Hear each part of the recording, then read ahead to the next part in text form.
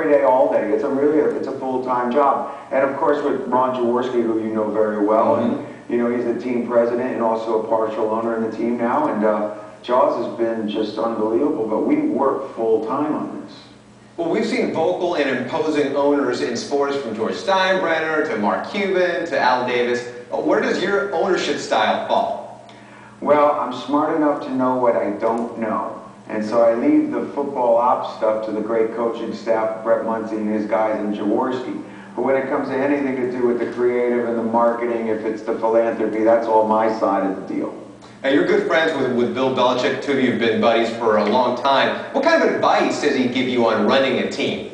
Actually, he and Mr. Kraft have been incredibly generous with their time and efforts over the years. They've both been to games. In fact, Bill called me just today. And it's funny because, you know, as you were saying leading into this spot, the poll question about how many people are going to watch the draft and for how many hours, and you're really going to be surprised by how many people are really tuning into AFL games. I talked to John Gruden today, who was watching last Monday night as the Soul beat Joey Galloway and the Columbus Destroyers. Hear from Belichick today. Bob Kraft's been to games just, you know, last season. So that kind of, you know, you see everybody's becoming more and more involved, and they've always got opinions about players and the tack that you're taking. And you know, because we're 8-0, we're getting a lot of compliments this year, and it sure is a lot better than being 5-11 like we've been in prior years. But you know, every day's a building block. Well, what are the chances that we see you own an NFL team someday? Well, listen, I'm really serious about the concept of getting into the NFL, and I think that honestly I could help a few of the teams do a better job than they're doing.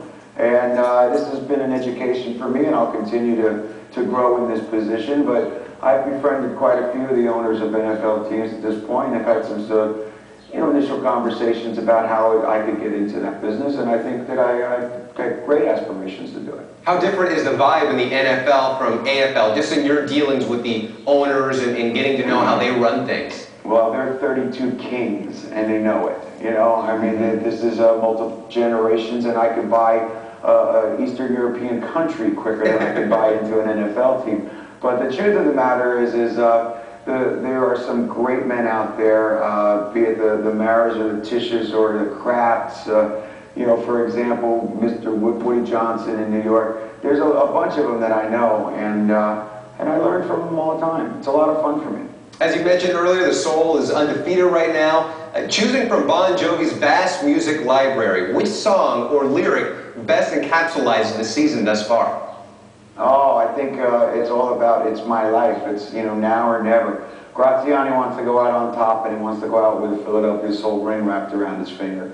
Anything short of that's going to be a disappointment to him. I think that we're doing great. I'm really proud of the steps that we took in the last off-season. I don't want to put too much pressure on anybody to do anything other than represent me and the team and the city and the game well. The Soul will clash with Dallas on Monday, a battle of unbeatens. How hard will it be for you to sit still? Impossible. You know, somebody asked me just a little while ago, you know, is your style of ownership closer to Steinbrenner or to Cuban? You know, if they had like a grudge, like kind of a game, and had me and Cuban not be able to move during a game, I don't know which one would flinch first, but it's too emotional for me. Those are the kinds of serious questions I'll ask Bob Kraft. How is it that you don't, you know, just throw your hands up in disgust? But I guess, you know, it comes with time. And is it rubbing off on the other guys in the band? Are they saying, hey, you know what, John, maybe we should pick up this guy. Maybe don't get this guy. No. They don't get very involved. But they'll tolerate my, you know, flying to Miami early today instead of sleeping in Nashville last night. See, but that's why we like it, Jon Bon Jovi, for appearing here on ESPN News on the Hot List. No, thanks. It's good to be here. All right, Jon Bon Jovi, good luck to you the rest of the way.